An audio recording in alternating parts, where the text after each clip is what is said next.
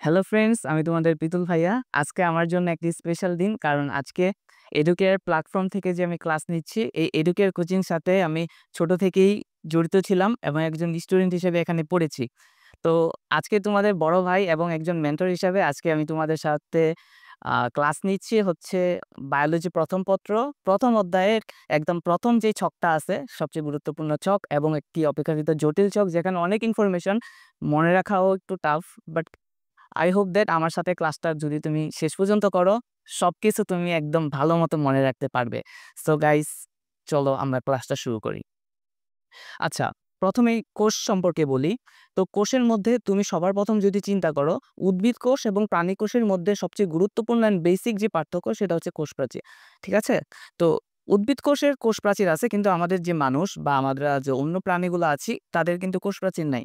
তো কোষ প্রাচীর হচ্ছে উদ্ভিদ কোষকে বাইরের আঘাত থেকে রক্ষা করে। অ্যান্ড কোষ প্রাচীর যেটা, সেটা হচ্ছে একটি জড় পদার্থ। কোষ প্রাচীর কি? জড় পদার্থ। কোষ প্রাচীর শেষ করার পর আসছে হচ্ছে তোমার কোষ ঝিল্লি। ঠিক আছে? এটাকে ইংরেজিতে প্লাজমা লেমা বলে বা প্লাজমা মেমব্রেনও বলতে পারো। তো কোষঝিল্লি, কোষঝিল্লি কিন্তু একটি জীবিত, কারণ কোষঝিল্লি হচ্ছে কোষকে আবৃত করে রাখে। ঠিক আছে? কোষঝিল্লির পর হচ্ছে আমাদের সাইটোপ্লাজম।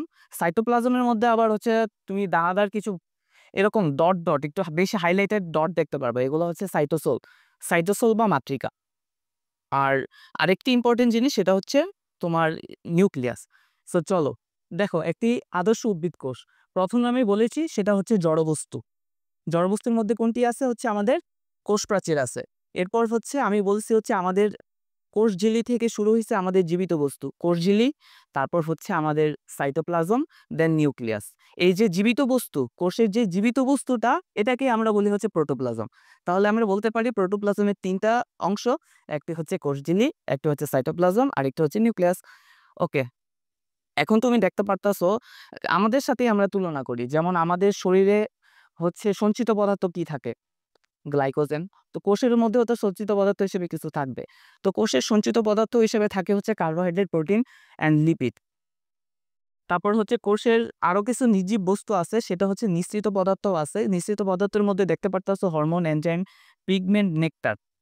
তো এগুলো স্বাভাবিকভাবেই মনে রাখা অনেক টাফ, কারণ পরীক্ষার মধ্যে তুমি অনেক ইনফরমেশন মাথায় নিয়ে যাইতেছো, তো স্বাভাবিকভাবে এটা মনে নাই থাকতে পারে। কোনো সমস্যা নেই। দেখো, এটা তুমি ইজিলি মনে রাখতে পারো হচ্ছে হিস পেন। এই নিমু এই নেমোনিকটা ইউজ করে তুমি এটা ইজিলি মনে রাখতে পারো। এস দিয়ে হচ্ছে হরমোন, তারপর হচ্ছে পি দিয়ে হচ্ছে পিগমেন্ট, ই দিয়ে হচ্ছে এনজাইম, অ্যান্ড এন দিয়ে হচ্ছে নেকটার। তো নিশ্চিত পদার্থ, সঞ্চিত পদার্থ দুইটাই তুমি এখন পারো। আর তিনটা জিনিসই আছে তোমার, যে কোষস্থ নির্জীবের মধ্যে আছে হচ্ছে সঞ্চিত পদার্থ, নিশ্চিত পদার্থ অ্যান্ড বর্জ্য পদার্থ। তিনটা জিনিসের মধ্যে দুইটা জিনিসই পারো। তাহলে আরেকটা জিনিস কি পড়ার দরকার আছে? আমার মনে হয় না। তোমাকে আরেকটা সুন্দর উদাহরণ দিয়ে বুঝাই। মনে করো তোমার পরীক্ষায় প্রশ্ন দিল, নিচের কোনটি বর্জ্য পদার্থ? অপশনসগুলো দিল হচ্ছে ১ হরমোন, ২ এনজাইম, ৩ হচ্ছে নেকটার, আর ৪ অদু মধু কুধু যাই দেখ। ৩টা তো তুমি জানো, ৩টা হচ্ছে তোমার নিশ্চিত পদার্থ। তো অবশ্যই যেটা জানো না, এটা হচ্ছে তোমার অ্যান্সার। সো আমার মনে হয় না বর্জ্য পদার্থ পড়ার দরকার আছে। তাও তুমি বইয়ের হচ্ছে সম্ভবত পুরাতন বই ৯ নাম্বার পৃষ্ঠা আর নতুন বই ১০ নাম্বার পৃষ্ঠা হচ্ছে তোমার হাসান স্যারের বইয়ে দেখতে পারো।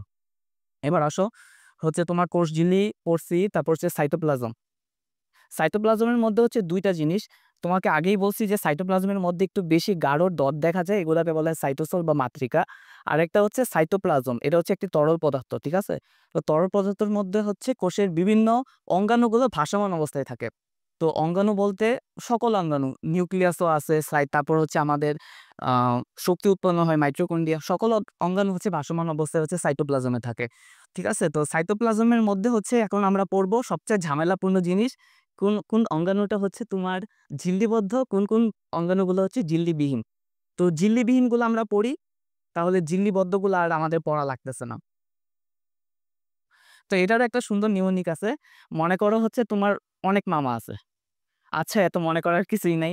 এই অধ্যায়টা যখনই পড়বা, তুমি একটা নিউনিকই মাথায় রাখবা, সেটা হচ্ছে তোমার যতগুলোই মামা থাকুক না কেন, সবার মধ্যে হচ্ছে তোমার যে প্রথম মামা, উনি হচ্ছে সেরা। ঠিক আছে? তাহলে কি প্রথম মামাই সেরা। এই নিউমোনিকটা তুমি ইজিলি মনে রাখতে পারবা। তো প্রতে হচ্ছে তোমার প্রোটিওসোম, মতে হচ্ছে মাইক্রোটিউবিউলস, এই মতে হচ্ছে মাইক্রোফিলামেন্টস, রশ্মিতে হচ্ছে ইন্টারমিডিয়েট ফিলামেন্টস, দৈন্টার সাথে হচ্ছে সেন্ট্রিওল, রতে হচ্ছে রাইবোজোম। আরেকটি ইনফরমেশন দিয়ে রাখি, সেটা হচ্ছে যদিও এটা হচ্ছে তোমাদের এই টপিকসের মধ্যে না, তাও এই যে মামাই এটা আমি হাইলাইট করলাম না, মাইক্রোটিউবিউলস, তারপর হচ্ছে মাইক্রোফিলামেন্ট, আর এটা হচ্ছে ইন্টারমিডিয়েট ফিলামেন্ট। তো মামাই এটা মূলত হচ্ছে তোমার কোষ কঙ্কাল আছে, কোষ কঙ্কাল, এটার হচ্ছে গাঠনিক উপাদান। কোষ কঙ্কালের গাঠনিক উপাদান হচ্ছে মাইক্রোটিউবিউলস, মাইক্রোফিলামেন্ট, ইন্টারমিডিয়েট ফিলামেন্ট, এই তিনটা। আর আশা করি ঝিল্লিবিহীনগুলা তুমি পারো, তো ঝিল্লিবদ্ধগুলা তুমি ইজিলি পারবা। আরেকটা বিষয় সেখানে আছে, ঝিল্লিবদ্ধ ঠিক আছে, কিন্তু অনেকগুলো আছে ডাবল ঝিল্লি, দুইটা পর্দা দ্বারা আবৃত থাকে। আরেকটা আছে সিঙ্গেল ঝিল্লি। তো ডাবল ঝিল্লিগুলো হচ্ছে বেশি না, মাইটোকন্ড্রিয়া আছে, প্লাস্টিড আছে, আর হচ্ছে নিউক্লিয়াস আছে, আর বাকিগুলো হচ্ছে সিঙ্গেল ঝিল্লি। আমি একদম শর্টকাটে আবার রিভিউ করে দিচ্ছি, একটু ফাস্ট বলতেছি, তোমাদের হয়তোবা প্রবলেম হতে পারে, প্রবলেম হলে ভিডিওটা পজ করে দেখতে পারো। তো একদম যদি আমি শর্টকাটে বলি তাহলে হচ্ছে মেইন যেই জিনিসটা আমরা শিখছি সেটা হচ্ছে আমাদের যে উদ্ভিদ কোষ, উদ্ভিদ কোষের মূলত পার্ট দুইটা, একটা হচ্ছে জড় পদার্থ আর একটা হচ্ছে জীব পদার্থ। জীব পদার্থরে বলে আমরা বলি প্রোটোপ্লাজম। পরীক্ষার প্রশ্ন আসে প্রোটোপ্লাজম কয় অংশ বা কয়টা অংশ থাকে প্রোটোপ্লাজমে? তিনটা অংশ থাকে, তোমরা পড়ছো, কোষঝিল্লি থেকে শুরু হয়েছে, দেন সাইটোপ্লাজম, এরপর হচ্ছে আমাদের নিউক্লিয়াস। তো আমাদের প্রথম এতটুক শেষ। এরপরে হচ্ছে আমাদের জড়বস্তু। জড়বস্তুর মধ্যে হচ্ছে আমাদের কোষ প্রাচীর একদম শুরুতেই আছে, আর কিছু কোষস্থ নির্জীব বস্তু আছে।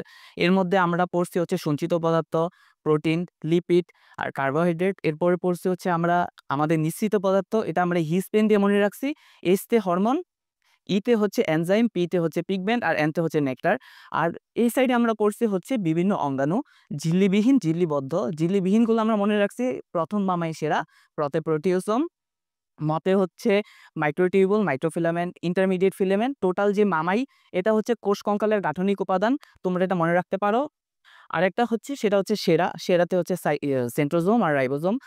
আর ঝিল্লিবদ্ধ বাকি মানে ঝিল্লিবিহীনগুলো তুমি পড়ছো, বাকি সবগুলো তো অবশ্যই ঝিল্লিবদ্ধ হবে, এটা তো আর কোনো কনফিউশন নাই। কিন্তু আরেক জায়গা দিয়ে তোমাদের ঠেকাইতে পারে, সেটা হচ্ছে কয় ঝিল্লি বিশিষ্ট, এক ঝিল্লি বিশিষ্ট না দুই ঝিল্লি বিশিষ্ট, এটা দিয়ে তোমাদেরকে ঠেকাইতে পারে। তো এটা তুমি পড়ে রাখলা, সমস্যা নাই। তো যে মাইটোকন্ড্রিয়া, প্লাস্টিড আর নিউক্লিয়াস, এই তিনটা অঙ্গাণুই আছে যেটা হচ্ছে দ্বিঝিল্লি বিশিষ্ট। ঠিক আছে? তো গাইস, এই পর্যন্তই ভিডিওটা। আই হোপ তোমরা ভিডিওটা লাইক করবে যদি তোমরা উপকৃত হয়ে থাকো তবেই। আর তোমাদের কোনো কনফিউশন থাকলে কমেন্ট সেকশনে জানিয়ে দিও আমাকে, আমি কমেন্ট সেকশনগুলো চেক করে তোমাদের কোশ্চেনের অ্যান্সার দেওয়ার চেষ্টা করব।